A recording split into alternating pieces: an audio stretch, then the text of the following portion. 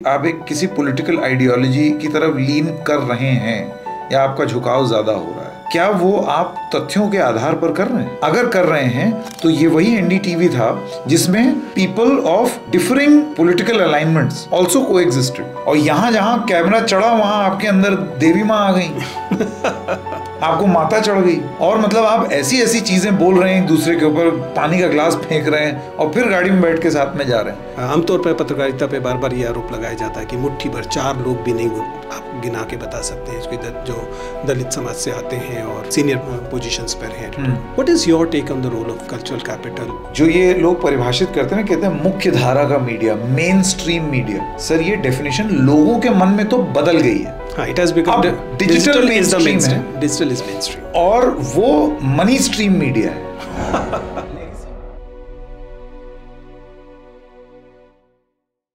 नमस्ते, please sit down में आपका स्वागत है। और कैजुअल टॉक में आज हमारे सामने हैं एक शानदार पत्रकार जिन्हें अपने इस बातचीत में लाने की हम काफ़ी दिनों से कोशिश कर रहे थे। स्वागत कीजिए संकेत उपाध्याय का। संकेत जी, आपका बहुत बहुत स्वागत है। और बातचीत सीधा शुरू करते हैं। और आपसे बात करने का मेरा कई वजहें थी जिन वजह से मैं आपसे बात करना चाह रहा था। शायद आप के पास जानकारी हो कि मैं दिल्ली विश्वविद्यालय में पढ़ाता हूँ। सर, और हम लोग कम्युनिकेशन की दुनिया के व्यक्ति हैं, लेकिन वह कम्युनिकेशन जो कि पढ़ाने वाला कम्युनिकेशन है। आप लोग कम्युनिकेशन के प्रैक्टिशनर हैं। इसलिए जब भी हमें मौका मिलता है अपने विद्यार्थियों को, व्यूअर्स को प्रैक्टिशनर से मिलवाने का और उनसे कुछ कम्युनिकेशन की निटिग्रिटीज़ के बारे में बात करने का, तो हम उसे झपट लेते हैं। और इसी क्रम में हमने आपको झपट लिया है। आपका बहुत बहुत स्वागत है। एक बात जो शायद व्यूअर्स को नहीं पता होगी, संकेत प्रकारांतर से देखा जाए तो हमारे विद्यार्थी बनते हैं, हमारे मतलब विश्वविद्यालय के विद्यार्थी बनते हैं। बहुत पहले सन 2000 में दिल्ली विश्वविद्यालय के एक कॉलेज से जर्नलिज्म सीखने के बाद दुनिया भर में जर्नलिज्म के झंडे आपने गाड़े हैं। क्यों ना वहीं से बातचीत शुरू करें। बिल्कुल। कॉलेज की दुनिया पर जाइए वापस और बताइए कि कैसा अनुभव था उन 3 साल का, और वास्तव में जब आपने जर्नलिज्म की तैयारी में प्रैक्टिस करनी शुरू की तब उस पढ़ाई से क्या फ़ायदे क्या नुकसान हुए? सर, सबसे पहली बात तो it is an absolute honour कि मैं यहाँ बैठ कर के आपसे बात कर रहा हूँ। आपको टीवी पर देखा है, आप यूट्यूब पर देखा है, लोगों को कोच करते हुए देखा है, उनके तौर तरीके कैसे होने चाहिए ये बताते हुए देखा है, और जिस तरीके से आपने एक चीज़ जो मजाक बनी आपके बोलने के तरीके को, उसको कैसे आपने अपना ब्रांड बना दिया, ये अपने आप में कम्युनिकेशन की एक मास्टर क्लास है। कि लोग अगर मजाक उड़ा रहे हैं कैजुअल बोलने के तरीके से, तो प्रोग्राम का नाम ही कैजुअल टॉक रख दिया। तो thank you very much, it is an honour. Same here. University के दिन आप यकीन नहीं मानेंगे अगर मैं आपको ये बताऊंगा, इट वॉज एन एक्सीडेंट। और वो एक्सीडेंट इसलिए था क्योंकि 12वीं कक्षा में दिल्ली यूनिवर्सिटी में, ख़ास तौर से जब आप उस समय किसी भी कॉलेज में एंट्री पाना चाहते थे तो कट ऑफ का खेल था सब कुछ। हाँ। और कट ऑफ की रेस में तो हम बहुत पिछड़ गए थे। अच्छा। क्योंकि अत्यंत ब्राइट स्टूडेंट हम कभी रहे नहीं। स्वागत है क्लब में।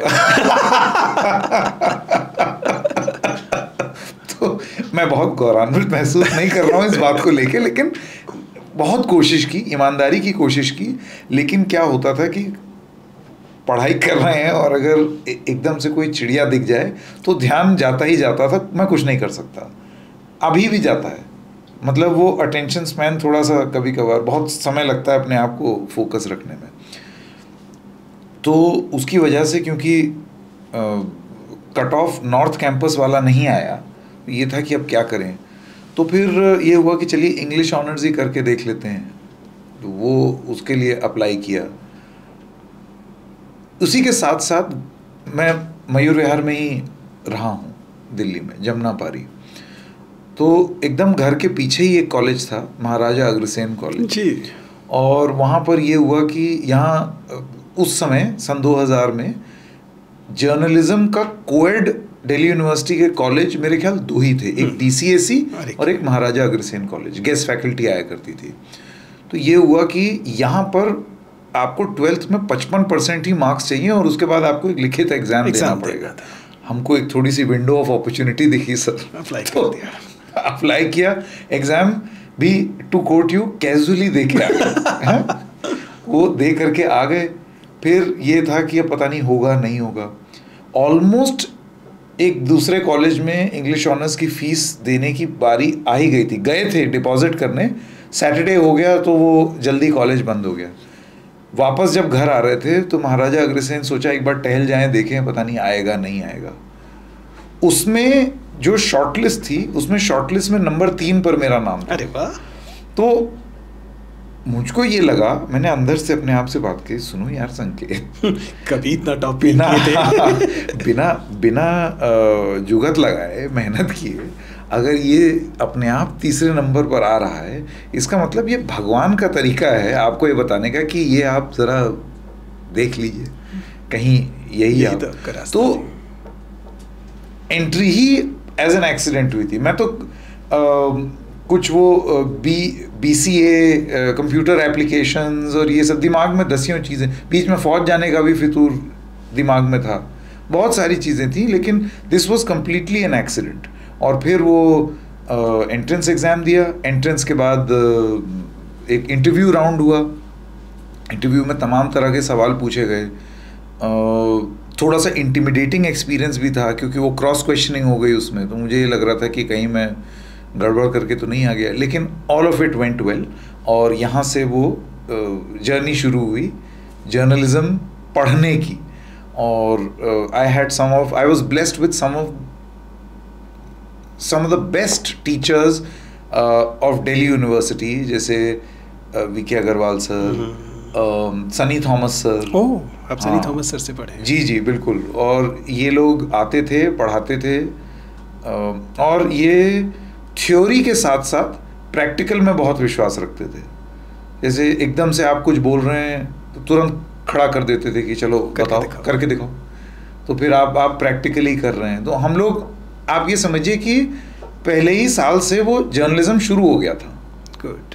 खुद ही अपना रिपोर्ट कर रहे हैं। मुझे याद है 3 साल जब ख़त्म हुए महाराजा अग्रसेन में, उसके बाद मैं इनफैक्ट 3rd ईयर कॉलेज में मैंने बहुत लंबी इंटर्नशिप की, बहुत लंबी इंटर्नशिप। वैसे कुछ ही महीने की होती है ना, मैं तो 1 साल भर इंटर्नशिप की। अरे वाह। और उसके बाद फिर मैं उसमें रिपोर्टर भी बन गया। Indo Asian news service, Delhi की एक न्यूज़ एजेंसी हुआ करती थी।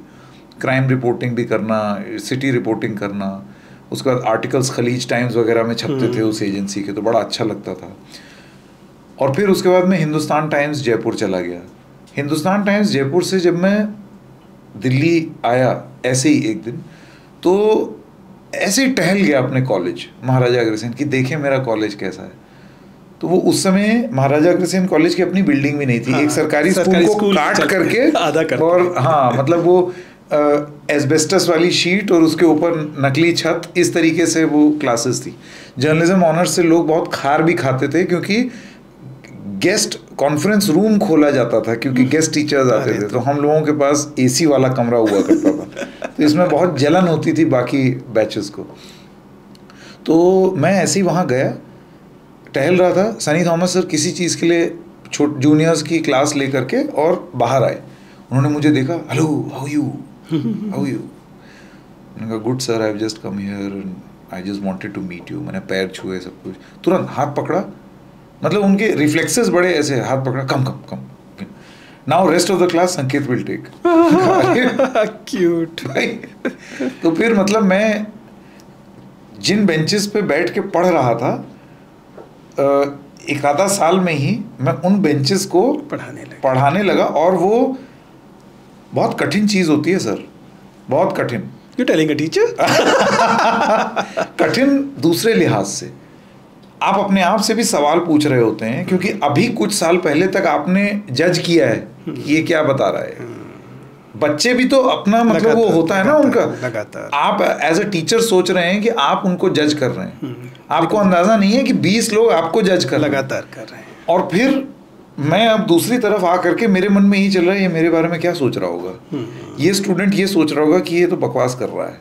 तो ये वाली चीज़ें भी मन में चल रही थी। वो वेरी रोमांटिक एक्सपीरियंस कॉलेज, बहुत बहुत मज़ा आया। I got some of the best friends there. College fest का मज़ा, मतलब वो वेरी लिबरेटिंग।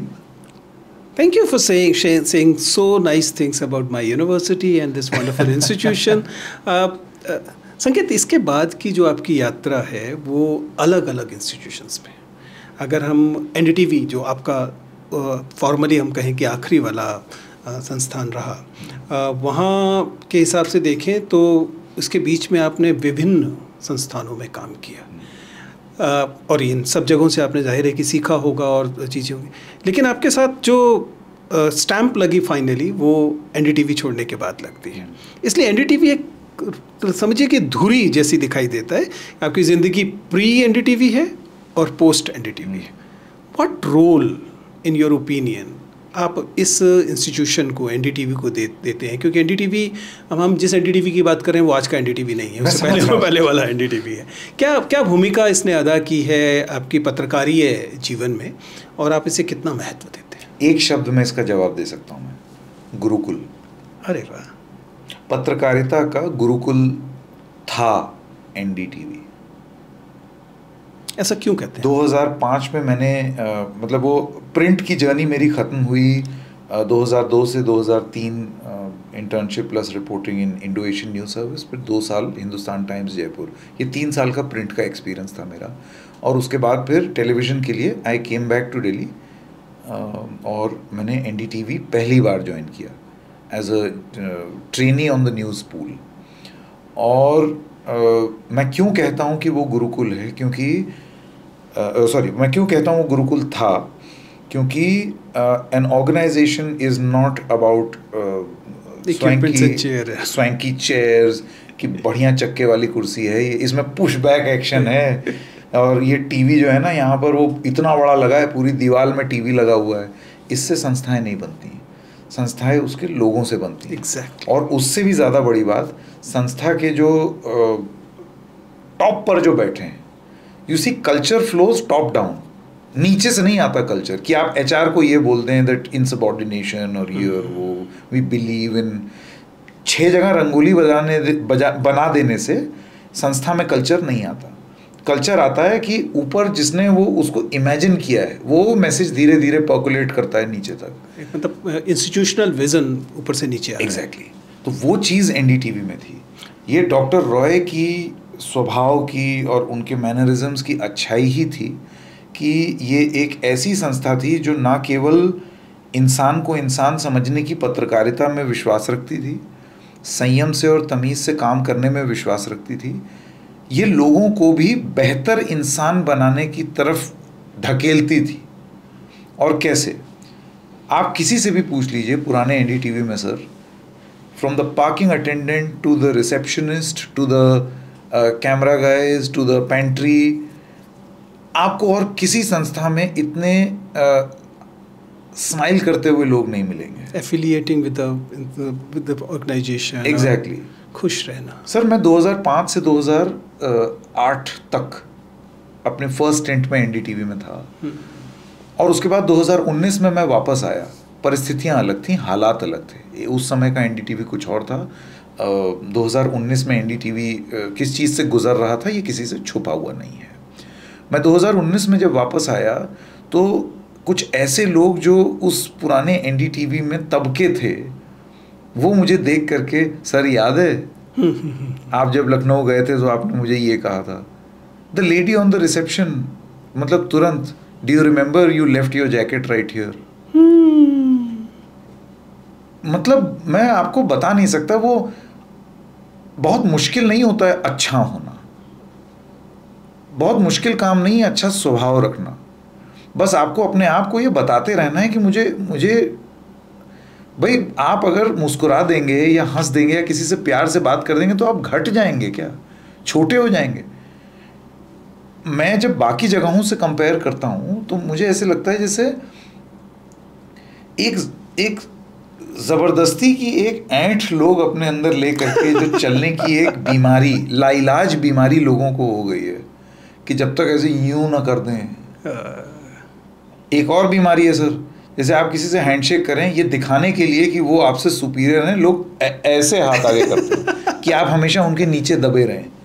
ये सब जो लोग वीडियो को देख रहे हैं, स्टूडेंट्स, बहुत ध्यान से यहाँ पे नॉन वर्बल कम्युनिकेशन में जो सो कॉल्ड पावर एक्सप्रेशन होता है, उसकी क्लास चल रही है, उसे ध्यान से देखिएगा। Please continue. मुझे मालूम ही नहीं है मैं क्या कर रहा हूँ, ये आप क्या बोल रहे हैं, मुझे भी बताइएगा कि पता जैसे आपने कहा कि ये जो तरीका है एक्सप्रेस करने का कि ये कौन ज्यादा पावरफुल है, ये हाथ मिलाने तक में लोग दिखाने की कोशिश करते हैं। लोग बिल्कुल, और मतलब वो अजीब सा कॉन्फिडेंस लोग लेकर के चलते हैं विच इज फेक।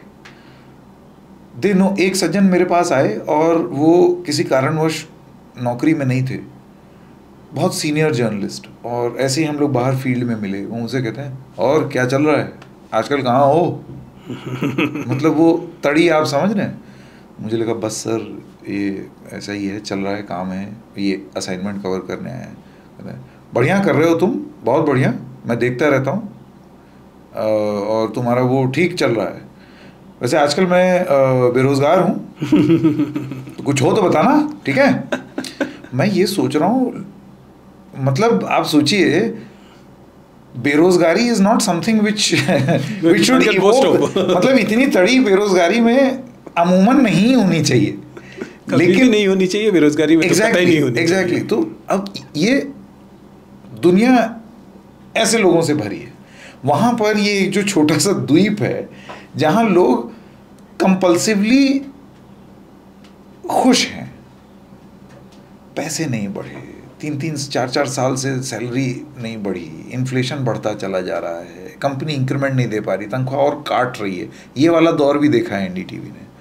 लेकिन फिर भी अपनी तकलीफ़ों को रोक करके लोग इसलिए वहाँ काम कर रहे थे क्योंकि वो जब उस ऑफिस से बाहर निकलते हैं और ये वाली दुनिया देखते हैं, तब उनको ये लगता है कि भाई ठीक है, थोड़ा और।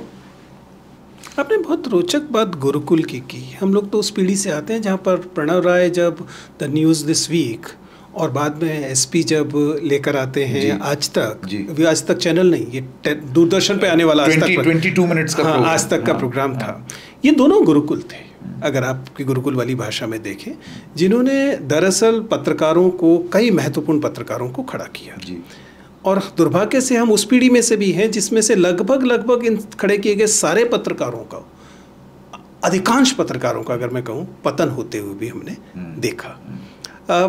क्या लगता है कि क्या ये जो गुरुकुल मेथड ऑफ ट्रेनिंग था, was it a failed experiment? ये बड़ा अच्छा सवाल पूछा आपने।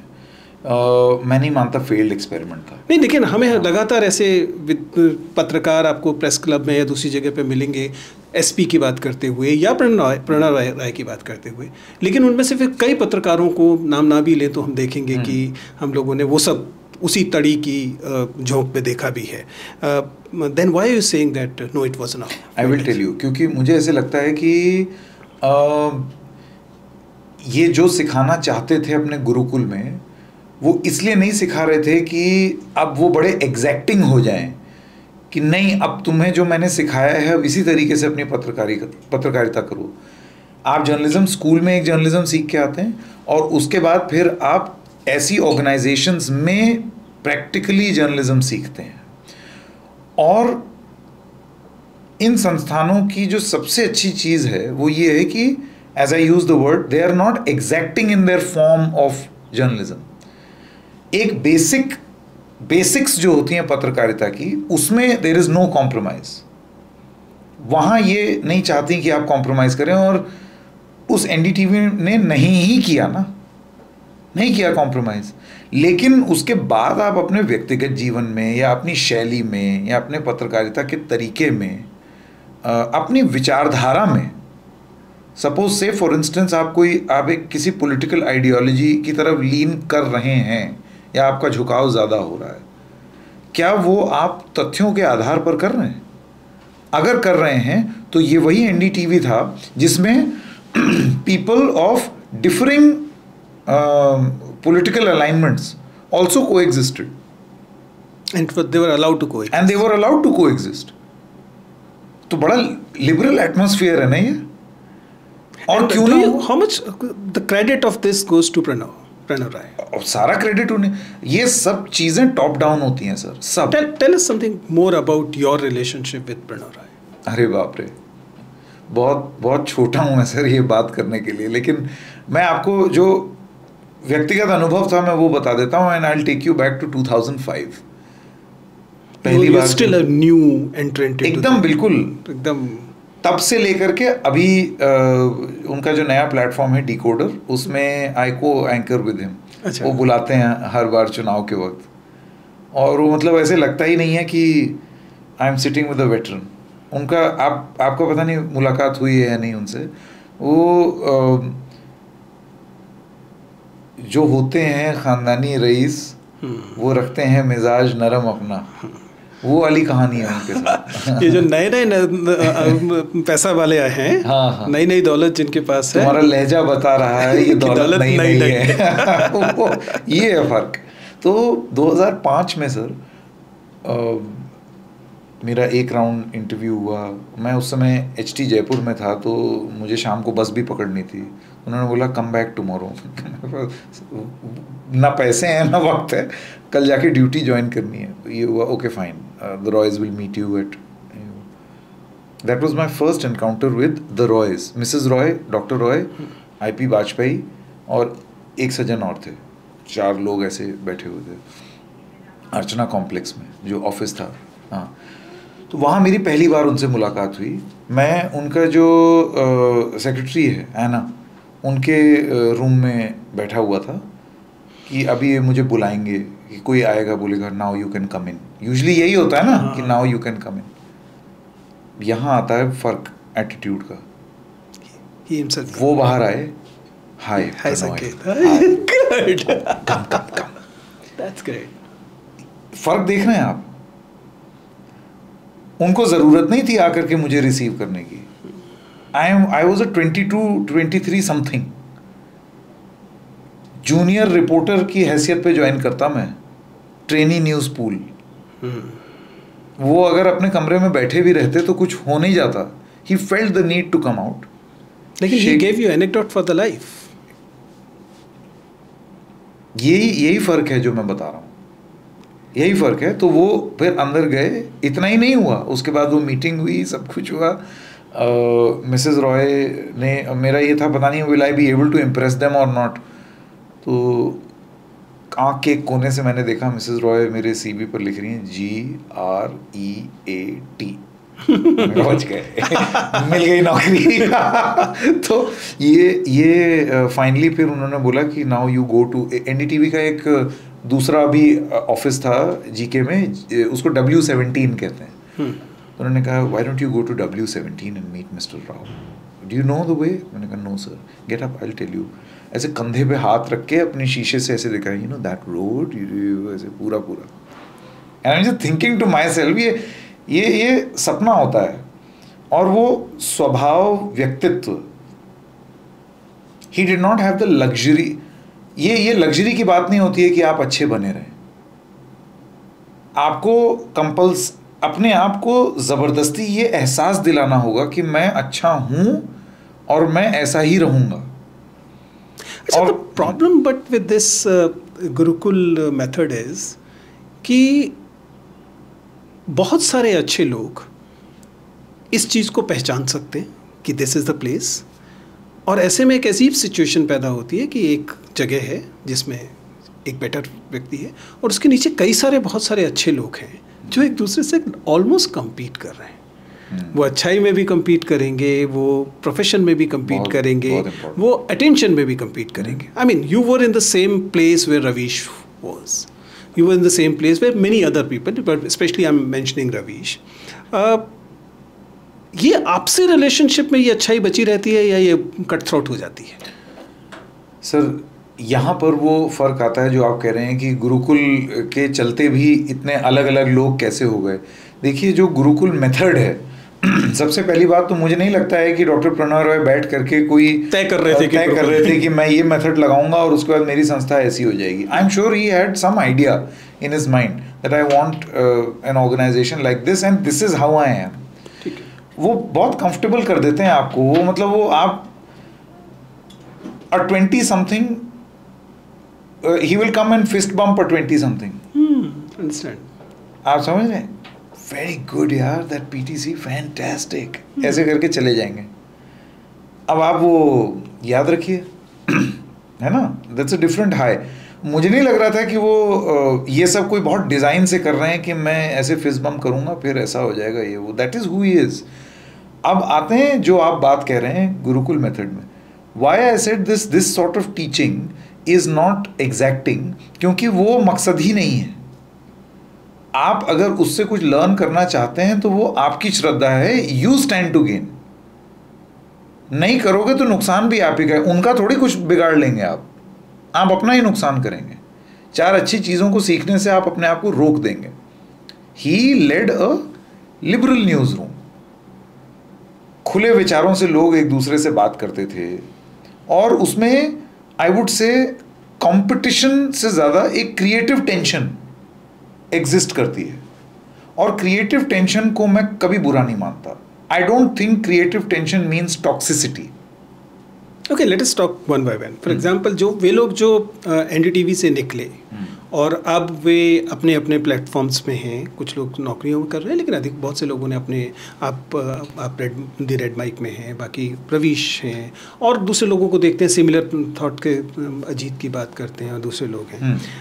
क्या लगता है आपको, ये क्या एक नया इकोसिस्टम खड़ा हो रहा है यूट्यूब जर्नलिज्म का, और क्या भविष्य देखते हैं इसका? सर अपने एक्सपीरियंस से भी बता सकते हैं। अपने एक्सपीरियंस से ही बताऊंगा। सबसे पहले तो अपने ही एक्सपीरियंस से बताऊंगा, क्योंकि अब now I have 10 months of data. तो सबसे पहली बात तो ये बहुत बहुत लिबरेटिंग है सर, बहुत ज़्यादा। हम लोग कल्पना ही नहीं कर सकते थे कि हम अपना कुछ खुद का भी कर सकते हैं। अगर डिजिटल मीडियम ना हमारे पास होते तो हम सोच भी नहीं सकते। आपको लगता है कि विद आवर रिसोर्सेज और with at the station at TV channel शुरू करते हैं, एग्जैक्टली, कि आओ टीवी चैनल शुरू करें, हो जाता है। फिर वो we would have become like a 500th carbon copy of someone else, copy of a copy of a copy, मतलब वो सब एक दूसरे की जेरोक्स ही तो हैं। हम भी जेरोक्स बन जाते। एक तो वो रिस्क, और दूसरी चीज़ इतना पैसा कौन लगाता? ना पैसा है, ना नियत है हमारे अंदर, कुछ नहीं है। ज़बरदस्ती खड़ा करने के लिए आप खड़ा, अच्छा फिर क्योंकि आप किसी से सपोज अगर पैसा लेंगे तो उसकी बात माननी भी पड़ेगी, फिर आपको उसकी बात माननी पड़ेगी, फिर आपको उसके जैसा, और इस तरीके के रिसोर्स आपके अंदर लगाने वाला इंसान, अगर आप ये सोच रहे हो कि वो भलमनसाहत में इतना पैसा लगा रहा है, मोहब्बत में लगा रहा है, तो ऐसा नहीं है। फिर वो आपसे बदले में कुछ चाहेगा, फिर आप क्या वो बदले में दे पाएंगे? फिर अगर आप वो नहीं देंगे तो आप फिर उसी इंडस्ट्री के वो सारे नियम में वही काम करने लगेंगे जो छोड़ करके आपको लगा कि मैं कुछ और करूं।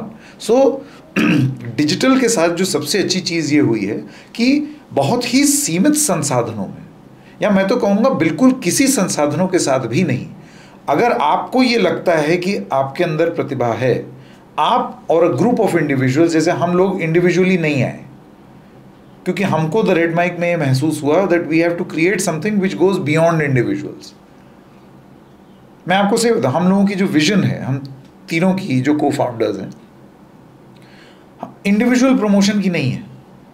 अगर हम जो भी हमने धन संचय किया है अपने काम में, उसको हम एक और संस्था बनाने में अगर हम ट्रांसफ़र कर सकते हैं तो सही मायने में उसको हम अपनी अचीवमेंट मानेंगे। मेरे जैसे अगर मैं 5 लोग और बना लूँ। संकेत, aren't you very romanticizing the liberation here? Because it's true that the foundations, जिस तरह की सीमाओं की हम बात करते हैं, उस तरह की सीमाएं शायद डिजिटल मीडिया में नहीं है, लेकिन डिजिटल मीडिया ने फिर अपनी तरह की सीमाएं शुरू की हैं। मतलब अब मतलब एल्गोरिथम की गुलामी भी तो गुलामी ही है, बिल्कुल गुलामी है। और इसी पर मैं अभी आता हूँ कि ये इसको मैं आई एग्री कि ये रोमांटिसाइजिंग है, एंड आई ऑल्सो एग्री कि ये कुछ ज़्यादा ही इनकलाबी ख्वाब लेकर के उड़ रहे हैं। अभी जब सत्य का थप्पड़ लगेगा तब राइट टाइम हो जाओगे, वो वाली ये वाली बात मुझे कई लोग बोल चुके हैं, लेकिन इसी से जुड़ी हुई मैं बात करना चाहता हूँ। एल्गोरिदम्स भी एक इकोसिस्टम है। एग्री। तो टीवी अगर एक तरीके की बात कर रहा है तो यूट्यूब के या डिजिटल एल्गोरिदम्स आपको पुश करते हैं कि आप भी एक इकोसिस्टम पकड़ें। क्यों? क्योंकि वो यूट्यूब स्टूडियो के जो एरो होते हैं ना, less viewers are choosing to engage, more viewers are, congratulations. ये आपके दिमाग से it is messing around with your mind, क्योंकि अब आपको ये लग रहा है कि नहीं यार ये 4 वीडियो मेरे डाउन हो गए तो अब चलो अब कुछ ऐसी बात है, तो ये तो फॉर्मूला हो गया, वही फॉर्मूले हो गए जो टीवी टीआरपी में लगाता था, आप भी तो वही कर रहे हैं। अब यहाँ पर मेरी एक थ्योरी आती है और we are putting it to test. अब देखते हैं सर कितना सफल होंगे कितना नहीं होंगे। मेरा ऐसा मानना है कि पिछले कुछ दशकों में thanks to this algorithmification of television and then digital, हमने पूरे जर्नलिज्म को इकोसिस्टम्स में बांट दिया, क्योंकि आसान होता है, कैचमेंट एरियाज है ना, ठीक है कि मैं ये करूं तो उसके बाद इतने व्यूज तो गारंटी, हर एक की कॉन्स्टिट्यूएंसी हो गई। अरे भाई क्या मैं नेता हूं या मैं एक्टर हूं कि मुझे फैन बेस चाहिए?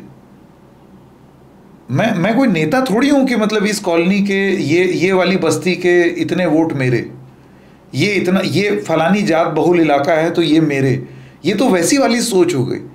हम नेता कब से बन गए? अब आते हैं प्रैक्टिकलिटी की बात, तो फिर हम करें क्या? व्यूज़ तो चाहिए ही। जैसे ही आपने अपने आप को इकोसिस्टम्स में बांटा, सर आपने एक बहुत बड़ी ऑडियंस को आइसोलेट कर दिया है, बहुत बड़ी। क्या हम ये मान के चल रहे हैं कि ये जो 2 कैचमेंट एरियाज हैं, 2 इकोसिस्टम हैं, वो पॉलिटिकल इकोसिस्टम्स हो सकते हैं, वो रिलीजियस इकोसिस्टम्स हो सकते हैं? क्या यही लोग हैं इस दुनिया में? क्या यही न्यूज़ कंज्यूम करना चाहते हैं? और कुछ नहीं है बाकी लोगों के लिए? मेरा तो ये थ्योरी है सर कि आप अगर किसी महफिल में बैठें और वहाँ पर लोगों से बात करें कि न्यूज़ में किसको इंटरेस्ट है, बहुत कम लोग हाथ खड़ा करते हैं, अरे यार ये क्या है, because is the same old. क्यों? क्योंकि कोई 2 अंकल या एक आधा आंटी जोर जोर से कुछ पॉलिटिकल बात कर रही होंगी और इसी को माना जाएगा कि यही न्यूज़ से क्लूड इन है और यही न्यूज़ है। 100 में से 2 लोग बतियाते हैं और 98 चुप रहते हैं। हम उन 2 लोगों की इकोसिस्टम्स को चेज कर रहे हैं। उन 98 लोगों का क्या? Just because they are quiet, इसका मतलब ये है कि उनको न्यूज़ में इंटरेस्ट नहीं है? है। आपकी न्यूज़ उनको सर्व नहीं कर रही है। मिसाल के तौर पर अभी दाम बढ़े जियो एयरटेल के जुलाई में, जियो एयरटेल वोडाफोन आइडिया, एकदम बिल्कुल कार्टेल की तरह इन लोगों ने अपने दाम बढ़ाए। आपको पता है TRAI का डेटा आया है कि उसी महीने BSNL के 30 लाख सब्सक्राइबर्स बढ़ गए। अभी फिर अगस्त का डेटा आया है TRAI का, अगस्त में फिर 25 लाख 55 लाख के आसपास सब्सक्राइबर बेस एक सरकारी BSNL के बढ़ गए। सरकारी BSNL ने बोला अब मैं दाम नहीं बढ़ाऊंगा, मैं तो अपने 25,000 और टावर लगाऊंगा, मैं अपना नेटवर्क भी 4G करूंगा, मैं 5G भी करूंगा, मैं तो वायासाट के साथ टाई अप करके बिना सिग्नल के भी कॉल करने की टेस्टिंग करूंगा। हमने ये खबरें करनी शुरू कर दी। 3 लाख 4 लाख 5 लाख आ रहे हैं व्यूज। अगर मेरी ये अजम्पशन रहती कि मैं जब तक 6 बार बीजेपी ना बोल लूं या 4 बार कांग्रेस ना बोल लूं, 5 बार सपा ना बोल लूं, तब तक बात ही ना बने, then I would have missed out. हम क्यों अज्यूम कर रहे हैं कि लोगों को इस स्टोरी में इंटरेस्ट नहीं होगा? बहुत इंटरेस्ट है लोगों को। बढ़े हुए जियो एयरटेल और वोडाफोन आइडिया के दाम, आप मुझे बताइए क्या वो हर इंसान को प्रभावित नहीं कर रहे हैं? 47 करोड़ है जियो का बेस, ठीक है, 30 ऑड करोड़ एयरटेल का, उससे थोड़ा सा कम वोडाफोन आइडिया का, बहुत ही कम एक्चुअली, और BSNL तो सिंगल उसमें था।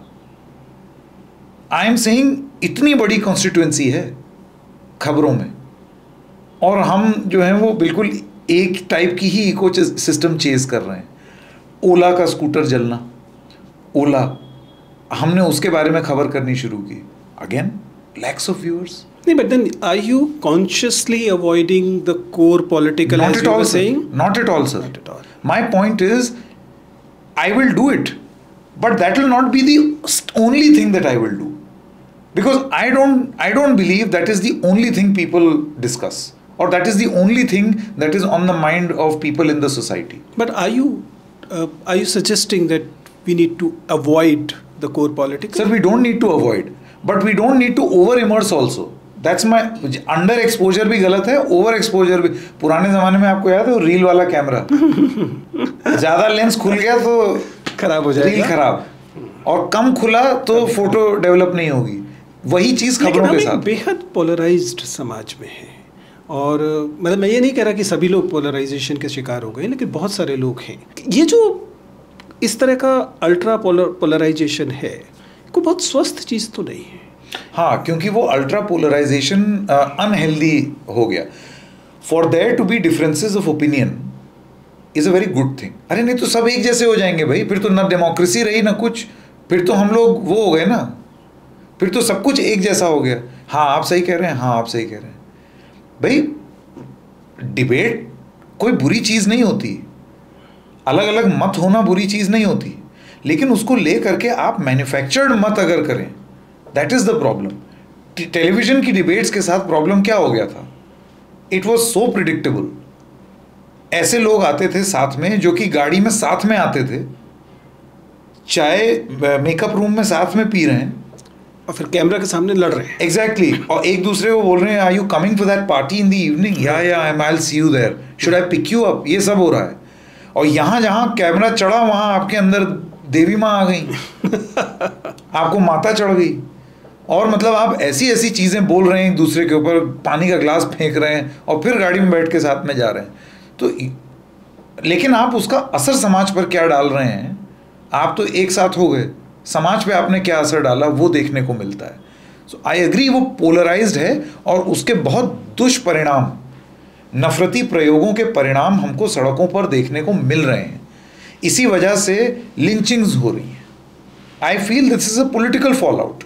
It is definitely. ये ऐसे ही नहीं हो जाता है। नहीं, ऐसे कैसे हो जाएगा? एक समाज अचानक हत्यारा समाज कैसे बन जाएगा? उसे बनाए जाने की प्रक्रिया तो अब अगर आप ये कहें कि नहीं अब इस समय तो तुम एयरटेल और जियो की बात करो, तो ये मेरी मूर्खता होगी। तो अगर इस तरीके की, अभी जैसे ये हाल फिलहाल हरियाणा का एक मामला आया जिसमें बंगाल से आए हुए एक मुसलमान श्रमिक के कॉलोनी में गौ रक्षक घुस गए कि तुम तो गौ मांस पका के खा रहे हो, पीट पीट के मार डाला, हथियार हैं उनके पास। उसके बाद एक तो अव्वल फर्ज कीजिए कि वो था नहीं, रिपोर्ट में ये आया कि वो गौमांस नहीं था।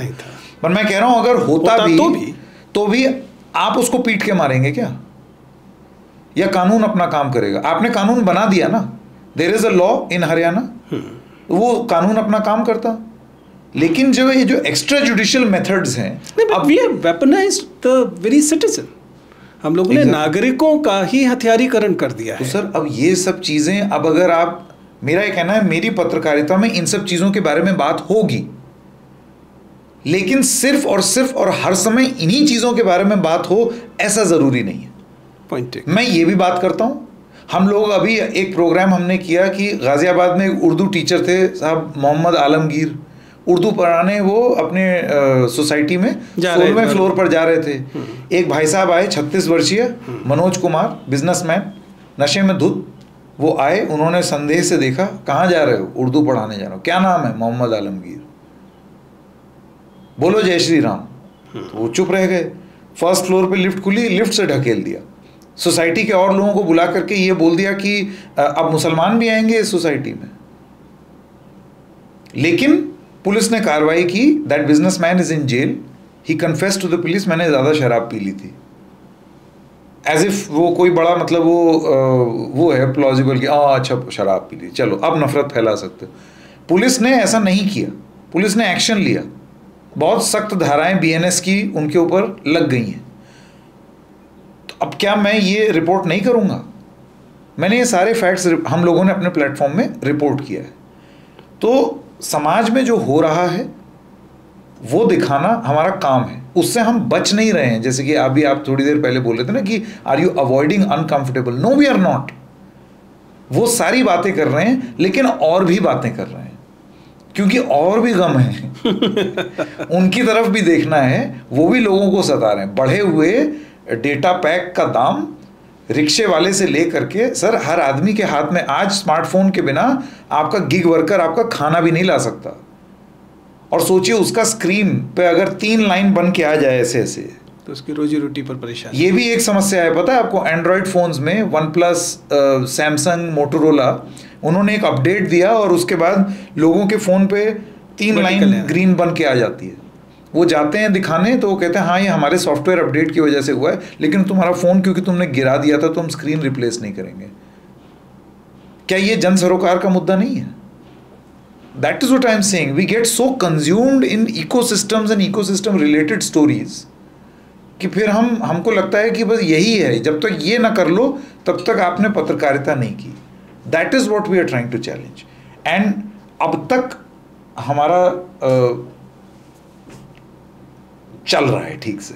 अच्छा, ये I will be moving to a more uncomfortable space in a while, लेकिन उससे पहले द रेड माइक का जो अब तक का अनुभव है आपका, उसमें जाहिर है कि बहुत सारी पॉजिटिव चीज़ें जो आपने बताई भी और आपसे चर्चा भी हो रही थी, लेकिन वे कौन सी चीज़ें जो आपने एक्सपेक्ट नहीं की थी और वो उतनी अच्छी नहीं रही? आप मानकर चल रहे थे कि that particular section going to be a cakewalk और going to be a easier way, लेकिन once you got into the frame you realise कि नो, इट वाजंट इजी। आपने बोला था आप अनकंफर्टेबल बाद में पूछेंगे, आपने पहले ही पूछ लिया। नहीं सर, बहुत रियलिस्टिक थे हम तीनों partners. We were very very realistic about what we are doing, because हम लोग इकोसिस्टम चेजिंग नहीं कर रहे थे। हम जानते थे कि एनडीटीवी छोड़ना अपने आप में एक इट विल गिव अस, मतलब कुछ लोग होंगे वो इमोशंस के साथ जुड़ेंगे, some of them genuine and some of them from certain ecosystems. Say for instance, कुछ लोगों की एक धारणा है कि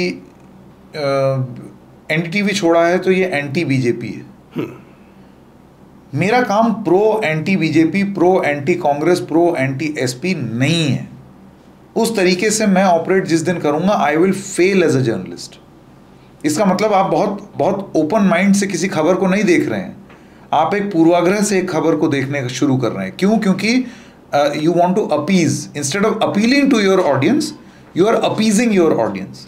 तो वो एक चीज़ थी, और क्योंकि हम वो चीज़ नहीं कर रहे थे और हमें मालूम था कि हम ये नहीं करेंगे, हम जानते थे कि apart from the initial thrust of bulk viewers जो हमारी पत्रकारिता को पसंद करके हमारे पास आ रहे थे, उसके बाद हो सकता है कि पॉलिटिकल इकोसिस्टम से हमें उस तरीके का बैकिंग नहीं मिलेगी, जो शायद मैं इसमें कतई किसी का नाम नहीं लूँगा because they are all friends and colleagues, a lot of other digital journalist they have that sort of support. वो नहीं है। आप जानते हैं कि मतलब यूट्यूब जर्नलिज्म भी बहुत ज़्यादा फूहड़ हो गया है। देखिए ज़रा कुछ लोगों के थंबनेल, एकदम मतलब साफ साफ दिखाई देता है कि क्लिक बेट है। क्लिक बेट ही नहीं, मतलब वो क्या ही बोल रहे हो भाई, इसका ये जर्नलिज्म नहीं है।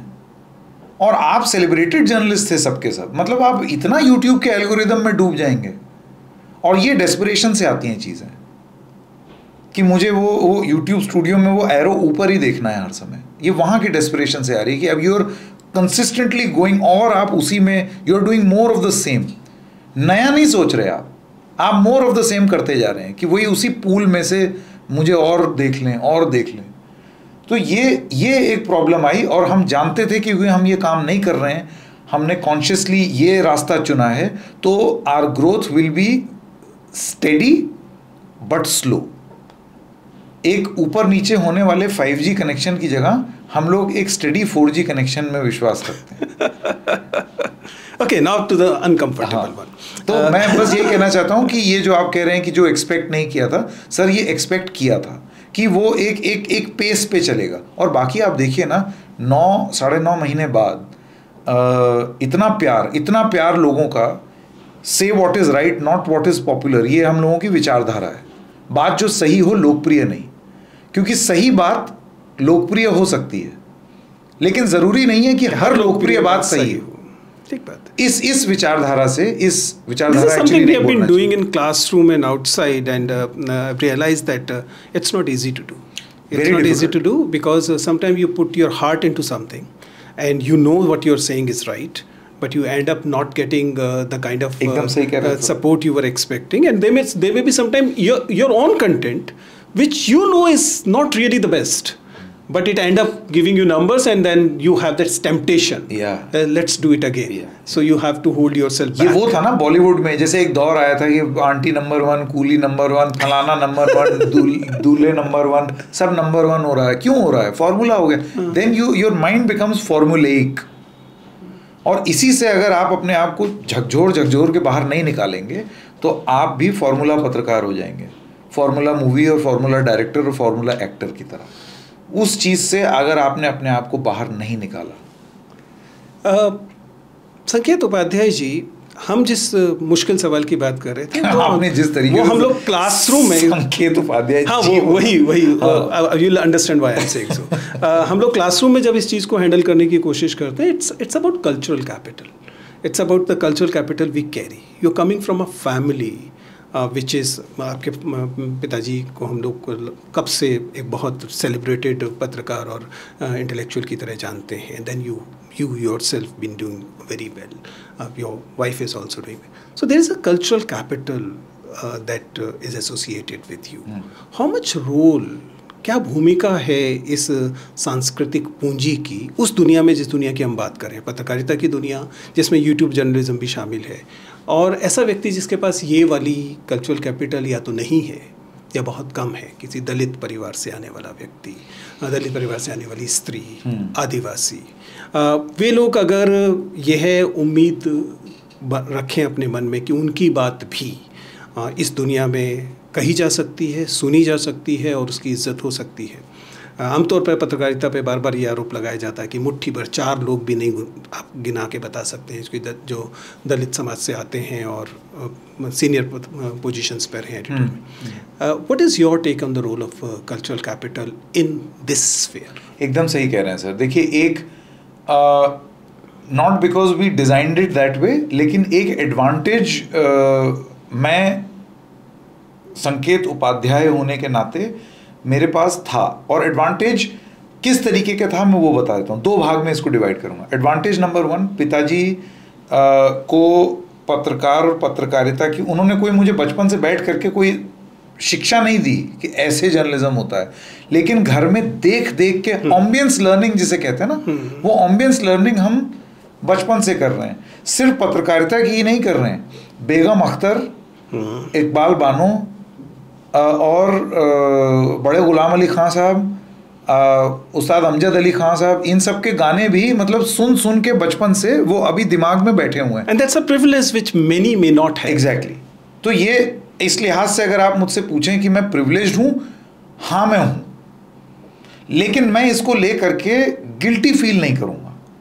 ये एक प्रिविलेज है, मैं इसको जाके भुनाऊंगा नहीं 10 जगह, ये बस है. This is something which I have got. एक तो ये हो गया. दूसरी चीज़ आपने बोला और वो सरनेम से जुड़ के आता है. हम लोग कोई बहुत ज़्यादा फाइनेंशियली समृद्ध परिवार से नहीं आते हैं, लेकिन by virtue of being an upper caste ब्राह्मण फ्रॉम अयोध्या फैज़ाबाद, जाहिर सी बात है एक सामाजिक जो सिस्टम है और स्ट्रक्चर है उसमें आप जाने अनजाने में आप एक पेडेस्टल पर हैं. ठीक, अब वो भी एक प्रिविलेज पास ऑन हुआ है, मैं उसको डिनाई नहीं करता, लेकिन अब मैं इस प्रिविलेज के साथ क्या कर रहा हूँ? What am I doing? Should I not be a journalist, और should I be a journalist who values the aspirations of a person who's coming from a lesser privileged background? क्या मैं उनकी बातों को मतलब सिर्फ प्रतिनिधित्व के लिए मैं अपनी संस्था में एम्प्लॉय करूं, या फिर मैं इस चीज़ को लेकर के, मेरे पीछे बहुत लोग पड़े सर, एंड अनफॉर्चुनेटली बिना सोचे और समझे there exist another ecosystem in the name of backwards. ठीक है ना. और वो they gun for everyone who is, जिसका सरनेम अपर कास्ट होता है. ठीक है, पीछे पड़ते हैं, जनेऊधारी बोलते हैं, और मान के चलते हैं कि ये उपाध्याय होगा तो इनका तो बीजेपी वाले उपाध्याय से कनेक्शन होगा, दीनदयाल उपाध्याय के वंशज होंगे, और ये मतलब इस तरीके की तमाम बातें. These are bad assumptions to make. और मुझे ऐसे लगता है कि बजाय इसके कि लोगों को आप करेक्ट करें, you should let your work do the talking, और आपका काम जो है वो आपको एक्सेप्टेबिलिटी उस समाज में भी दे देगा, वो एक्सेप्टेबिलिटी वैसे भी आपको लोग अप्रिशिएट करने लगेंगे, और फिर आपको किसी इकोसिस्टम की चिंता करने की ज़रूरत नहीं। I mean there are some people who openly try to enter into a verbal brawl on Twitter कि ये दो जनेऊधारी मिल करके रेड माइक चला रहे हैं और बात करते हैं और ये और वो। एक थे अपने आप को मतलब वो झंडा उठाने वाला बताते हैं दलित समुदाय के। सबसे अच्छी चीज़ पता है क्या हुई सर? उनके ट्वीट पर न मैंने न मेरे और बाकी फाउंडर्स ने जवाब दिया, नीचे लाइन लगा दी लोगों ने from a lesser privilege background who are defending us कि तुम क्या बोल रहे हो, तुमने खबरें देखी हैं इनकी, ये पूंजी है, ये कमाया। So what am I choosing to do with my privilege, वो मेरे हाथ में है। जो मुझे प्रिविलेज मिल गया, and obviously you can not be blamed for it.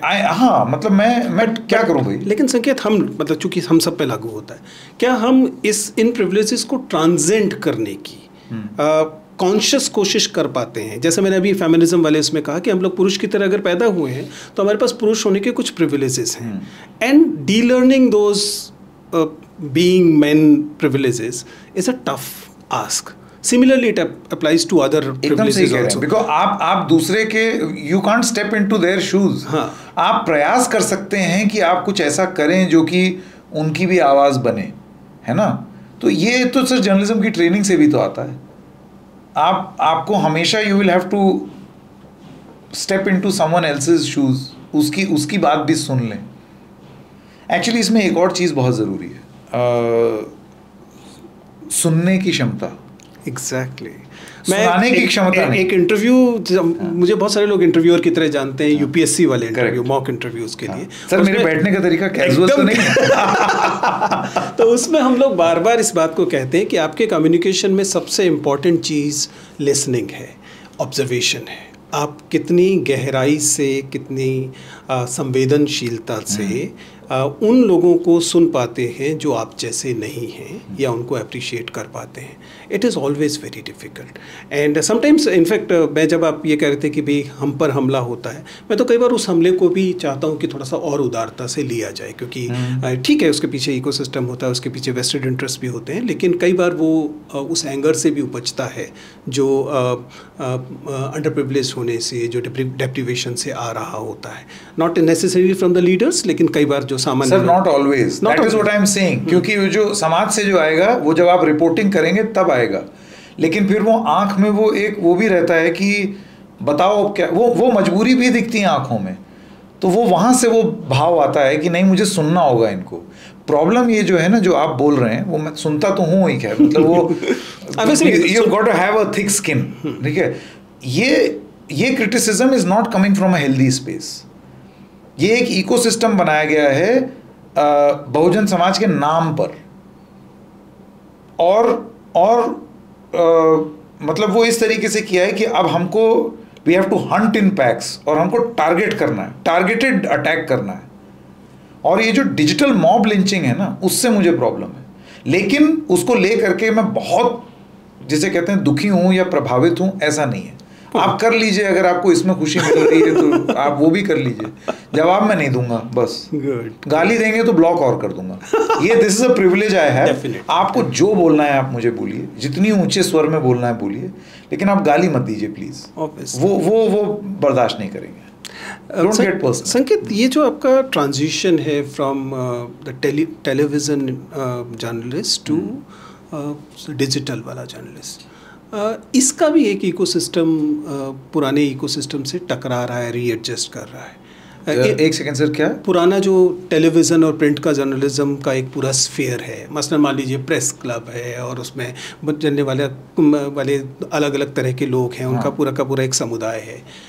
Digital होने से क्या फ़र्क इस वाली दुनिया में, इनफॉर्मल दुनिया में आ रहा है?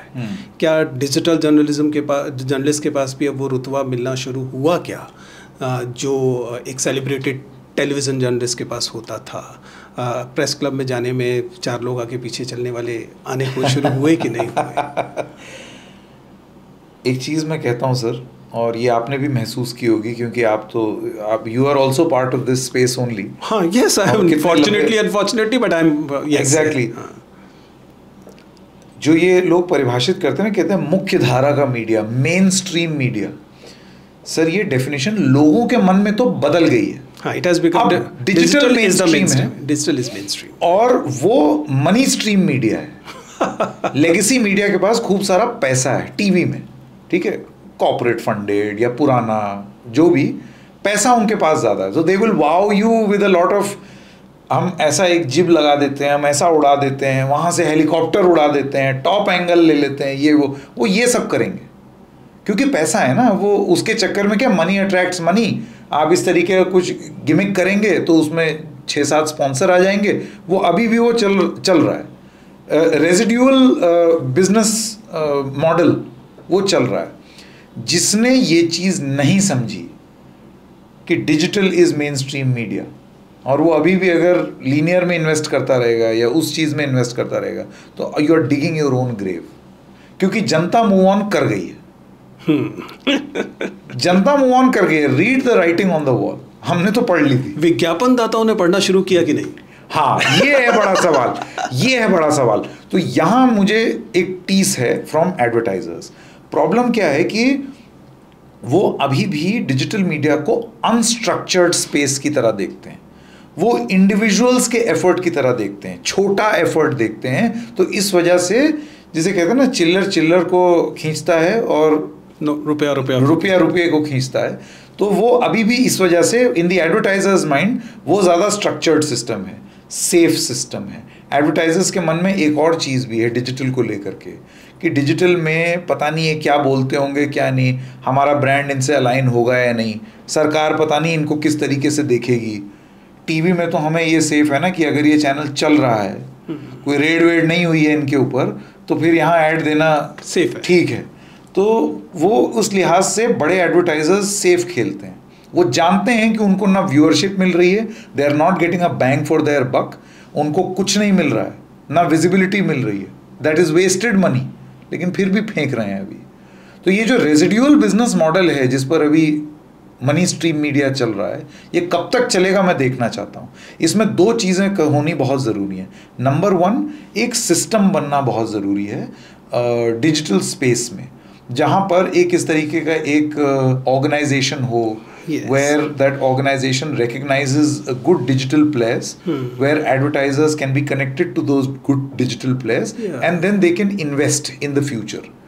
They can invest to make it a structure, एक editors guild type चीज़ें. Exactly, वो है. जैसे we are part of Digipub, digital publications, उसके हैं हम लोग हिस्सा, लेकिन something more structured, मतलब जिसमें आप जाएं तो people sit up and take notice. And secondly, एक ऐसा ही एडवर्टाइजर्स से लिएजों के लिए एक ऐसा प्लेटफॉर्म जहाँ पर आप एडवर्टाइजर्स से इस तरीके से बात कर सकें. जैसे टीवी पर एड स्लॉट्स होते हैं, डिजिटल में ब्रेक तो होती नहीं, तो उसमें डिजिटल में आप इंटीग्रेशन, एल बैंड लगाना या जो भी है, मतलब जो भी अलग अलग, वो उस चीज़ पर अब मंथन होना ज़रूरी है.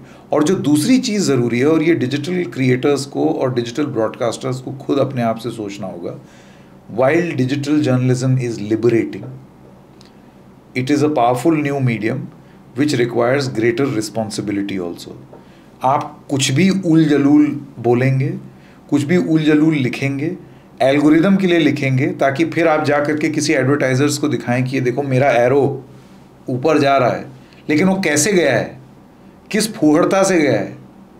ये तो आपने टीवी ने जो नाग नागिन और बिच्छू किया था, तो उससे भी ख़राब काम कर रहे हैं आप, क्योंकि गलत कर रहे हैं आप. सही नहीं बोल रहे हैं आप. लोकप्रिय बात ज़रूर बोल रहे होंगे किसी के लिए, सही नहीं है वो.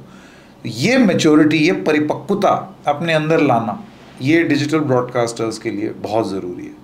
हम तो रोज़ अपने आप को ऐसे चूटी काटते हैं. 4 बार जब तक एक थंबनेल पर वो ना हो जाए 4 राउंड चर्चा कि ये वर्ड हटाओ, ये करो, नहीं ये नहीं, ये नहीं.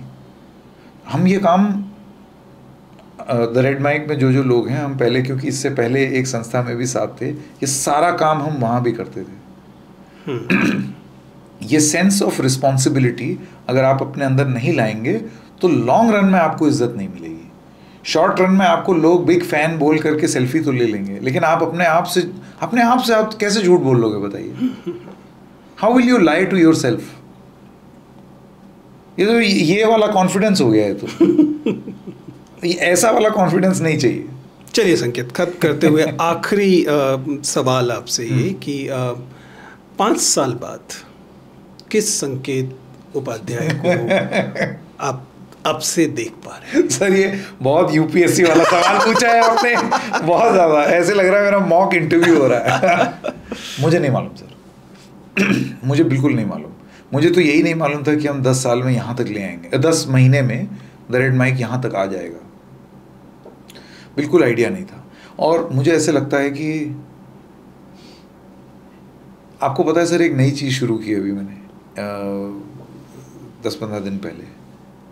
मेरी बालकनी में कोई प्लांट्स नहीं थे और अभी 10-15 दिन पहले एक माली को बुला के बड़े अच्छे अच्छे फूल वाले, क्या बात है, हाँ, वो लोहे के रॉट आयरन वाले स्टैंड्स पर गमले रखे हैं। अभी मेरे जीवन की सबसे बड़ी ट्रिप आप जानते हैं क्या है? रोज़ सुबह उठ करके कर्टन खोल के देखना है कि किस किस में कौन कौन फूल आया है, नए पत्ते नए फूल आ रहे हैं। हाँ, एक प्लांट मुरझा रहा है तो मैं उसके पीछे पड़ जाता हूँ वो माली के कि आओ देखो क्या हो रहा है इसको। सो अभी तो रोज़ के टारगेट हैं और अजीब अजीब से टारगेट हैं, छोटे छोटे टारगेट हैं। एंड आई फील ऐसे ये इस तरीके की, यही प्लांट की जो मैं बात आपको बता रहा था, वही चीज़ एक ऑर्गेनाइजेशन पॉइंट ऑफ व्यू से, या ऑर्गेनाइजेशन छोड़ दीजिए, एज एन इंडिविजुअल मेरी उम्मीद है अपने आप से, रोज़ थोड़ा सा कुछ एक कदम आगे बढ़ के फिर देखेंगे कि कितने मील पार किए हैं। वाह, that was wonderful, that was wonderful. संकेत, आपसे बात करके मुझे दिली खुशी हुई है।